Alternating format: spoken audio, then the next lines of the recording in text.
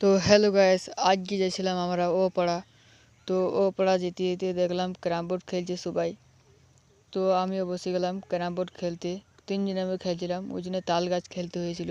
তাদের সঙ্গে ছিল আমাদের মৌলবি সাহেবও ছিল। তার জন্য আমরা চলে গেলাম ঘরকে। তো ঘরে কাজ ছিল আর আমরা খেলছিল, চলে গেলাম ঘরকে। তো ঘর থেকে আসার পর দেখলাম আমার কাজ ছিল চার্জে দেবার। তো ওই জন্য জলদি করে চার্জে দিয়ে দিলাম। তো চার্জে দেওয়ার পর দেখছি বহুত মেঘ চিলে এলো। ঘর ঢোকার মাত্র কিছুক্ষণ বাদ মেঘ চিলে এসেছিলো। তো জলদি জলদি করে তোমাদেরকে দেখাই দিই। তো কেনে আমাকে আবার ঘর ঢুকতে হবে, বহুত জোরে পানি আসছিল। তো তার জন্য তো কুকুরের মতন দৌড়ে দৌড়ে চলে গেলাম, একটি কাজ ছিল তার জন্য। তো ভিডিওটি বানানো হয়নি, ওই জন্য কাজের জন্য চলে গেছিলাম। তারপর ঘর থেকে দেখি বহুত জোরে পানি পড়ছে, তো ঘরে ঢুকে গেলাম। এটুকুর জন্য ভিডিওটিকে সাবস্ক্রাইব করবে আর লাইক করবে। তো টাটা, বাই বাই।